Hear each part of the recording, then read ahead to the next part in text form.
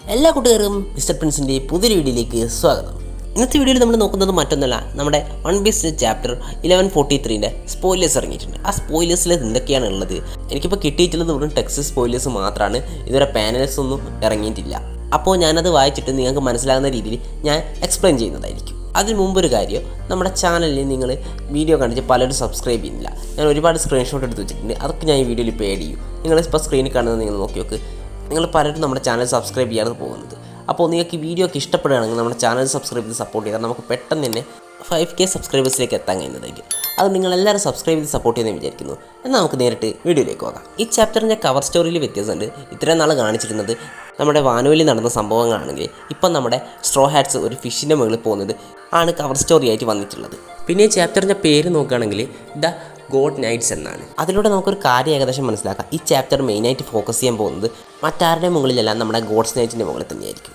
അതുകൊണ്ട് തന്നെ നമുക്ക് നമ്മുടെ ഗോഡ്സ് നൈറ്റിനെ കുറിച്ച് കൂടുതലായിട്ട് അറിയാൻ പറ്റും. എന്നാൽ നമുക്ക് നേരിട്ട് ചാപ്റ്ററിലേക്ക് നോക്കാം. ചാപ്റ്ററിൻ്റെ തുടക്കത്തിൽ തന്നെ നമ്മുടെ കിഡ്നാപ്പ് ചെയ്യപ്പെട്ട കുട്ടികളെയാണ് കാണിക്കുന്നത്, ജാനിസിൻ്റെ കുട്ടികളെ. അപ്പോൾ അവരെ രക്ഷപ്പെടുത്താൻ മറ്റ് ജാനിസ് ശ്രമിക്കുന്നുണ്ട്. പക്ഷേങ്കിൽ അവരൊന്ന് ടച്ച് ചെയ്യാൻ പോലും നമ്മുടെ ജാനിസിന് പറ്റുന്നില്ല. ഇതിനുള്ള കാരണം മറ്റൊന്നും ആയിരിക്കില്ല, നമ്മുടെ ഏതെങ്കിലും ഹോളി നൈറ്റ്സിൻ്റെ പവർ ആയിരിക്കും. നമുക്കറിയാം, നമ്മുടെ കുട്ടികളൊക്കെ കിഡ്നാപ്പ് ചെയ്ത് മറീച്ചുവരേക്ക് കൊണ്ടുപോയിട്ട് നമ്മുടെ ജാൻസിനെ ബ്ലാക്ക് മെയിൽ ചെയ്യാനാണ് നമ്മുടെ ഹോളി നൈറ്റ്സിൻ്റെ പ്ലാൻ. അതുകൊണ്ട് തന്നെ ഈ കുട്ടികളുടെ കാര്യത്തിൽ ഇൻ്റർഫിയർ ചെയ്യാൻ എന്തായാലും നമ്മുടെ ഹോളി നൈറ്റ്സ് ആരെ സമ്മതിക്കുന്നുള്ള കാര്യം ഉറപ്പാണ്. പിന്നെ നമ്മുടെ പുതുതായിട്ട് വന്നിട്ടുള്ള ഒരു ഹോളി നൈറ്റിൻ്റെ പവർ ഇവിടെ എക്സ്പ്ലെയിൻ ചെയ്യാണ്. സമേഴ്സ് ഈറ്റ് ദ ഇബൈബനോമി thorn fruit when Summers touches his target they are attacked by thorns. The stronger the love for the target the more painful the thorns are. ഇത് പറയുന്നത് നമ്മുടെ സമർ എന്ന് പറയുന്ന ഈ ഹോളി നൈറ്റിൻ്റെ പവറിനെ കുറിച്ചാണ്. ഈ ഹോളി നൈറ്റ് ഇബൈബനോമി ത്രോൺ ഫ്രൂട്ട് എന്ന് പറയുന്നൊരു ഡെവിൽ ഫ്രൂട്ട് കഴിച്ചിട്ടുണ്ട്. ആ ഡെവിൽ ഫ്രൂട്ടിൻ്റെ പവർ വെച്ചിട്ട് അവൻ തൻ്റെ ടാർഗറ്റിനെ ആരെ തൊട്ടാലും, ആരാണോ തൊട്ടത് ആ തൊട്ട ആൾക്ക് ഈ ടാർഗറ്റിനോട് എത്ര ഇഷ്ടമുണ്ടോ അത്രയും പെയിൻഫുൾ ആയിട്ടുള്ള ഒരു ത്രോൺ ഇയാളെ അറ്റാക്ക് ചെയ്യുന്നതാണ് പറയുന്നത്. ഈ ത്രോൺസ് അറ്റാക്ക് ചെയ്യുന്നതുകൊണ്ട് ഉദ്ദേശിച്ചത് എന്താണെന്ന് എനിക്ക് തിരിഞ്ഞിട്ടില്ല. അത് നമുക്ക് കണ്ടാൽ മാത്രമേ മനസ്സിലാകൂ. അതുകൊണ്ട് തന്നെ ചാപ്റ്റർ ഇറങ്ങി അതിനെക്കുറിച്ച് നമുക്ക് കൃത്യമായിട്ട് മനസ്സിലാക്കാൻ പറ്റൂ. എന്തായാലും നമ്മുടെ ഒരു ഹോളി നൈറ്റിൻ്റെ പവർ റിവീൽ ചെയ്തിട്ട് ഇനി അടുത്ത ഹോളി നൈറ്റിൻ്റെ പവർ റിവീൽ ചെയ്യുന്നുണ്ട്. ഈ ഹോളി നൈറ്റിൻ്റെ പവർ എനിക്ക് അത്ര ഇമ്പ്രസീവ് ആയിട്ട് തോന്നിയിട്ടില്ല. പക്ഷേ അടുത്ത ഹോളി നൈറ്റിൻ്റെ പവർ വളരെ ടെറിഫൈങ് ആണ്. ഞാൻ ഇതുവരെ വൺ പീസ് കണ്ടതിൽ വെച്ച് one of the strongest devil ഫ്രൂട്ടിൽ ഒന്നായി ഇതെന്തായാലും മാറാൻ പോകുന്നത്. എന്നാൽ അതെന്താണെന്ന് കൂടി നോക്കാം. Gillingham's fruit is the dragon fruit model queen. He can materialise objects from the people's dream. ഇതാണ് ഞാൻ പറഞ്ഞത്. അടുത്ത ഹോളി നൈറ്റിൻ്റെ ഡെവിൽ ഫ്രൂട്ടിൻ്റെ പവർ വളരെ ബ്രോക്കൺ ആണെന്ന് നിങ്ങളിപ്പോൾ കണ്ടിട്ടില്ലേ? ഡെവിൽ ഫ്രൂട്ടിൻ്റെ പവർ വെച്ച് നമ്മുടെ ഡ്രീമിലുള്ള എന്താണോ നമ്മൾ ഡ്രീം ചെയ്തത് ആ ഈ ഒബ്ജക്റ്റ് നമുക്ക് റിയാലിറ്റിയിലേക്ക് കൊണ്ടുവരാൻ പറ്റും. അത്രയും പവർഫുൾ ആയിട്ടൊരു ഡെവിൽ ഫ്രൂട്ടാണിത്. അപ്പോൾ നിങ്ങളൊന്ന് ആലോചിച്ച് നോക്കി, ഈ ക്യാരക്ടറോട് ഫൈറ്റ് ചെയ്യണമെങ്കിൽ ഒരു സ്വപ്നം കാണാത്ത ആൾക്കാർക്ക് മാത്രമേ, അല്ലെങ്കിൽ നൈറ്റ്മെയർസ് ഇല്ലാത്ത ഒരാൾക്ക് മാത്രമേ ഈ ക്യാരക്ടറുമായിട്ട് ഫൈറ്റ് ചെയ്യാൻ പറ്റൂ.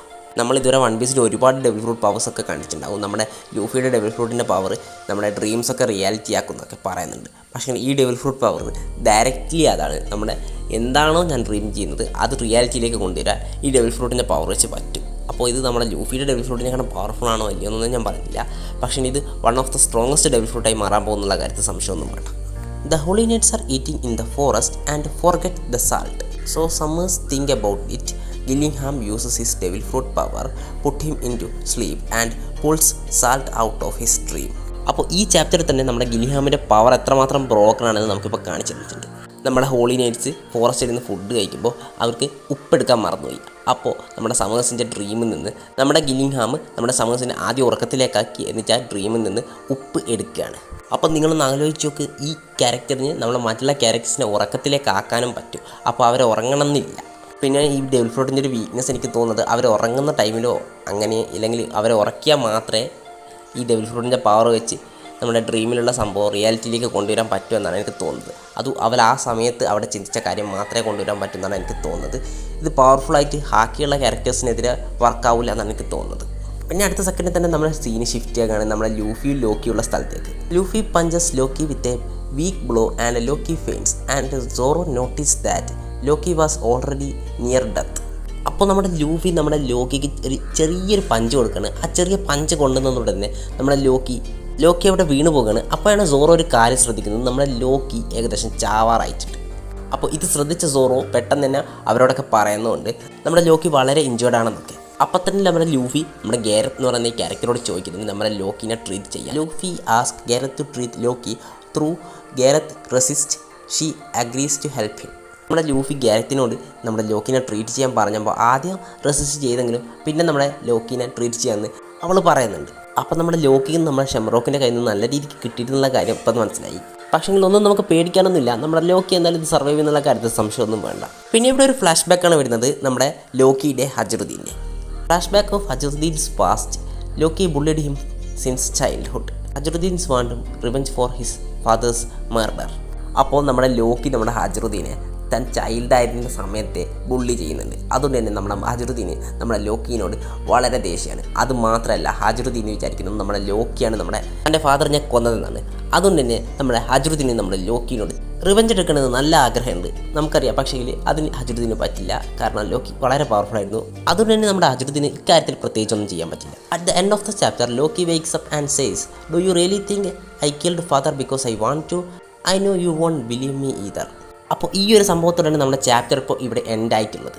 എന്നിട്ട് ലോക്കി പറയും, എന്തായാലും ഞാൻ പറയുന്നത് നീ വിശ്വസിക്കാൻ പോകുന്നില്ലെന്ന് നമ്മുടെ ലോക്കി പറയും. അപ്പോൾ നമുക്ക് അടുത്ത ചാപ്റ്ററിൽ ഈ ഒരു സംഭവത്തോടൊരു കാര്യം മനസ്സിലാക്കാൻ പറ്റും.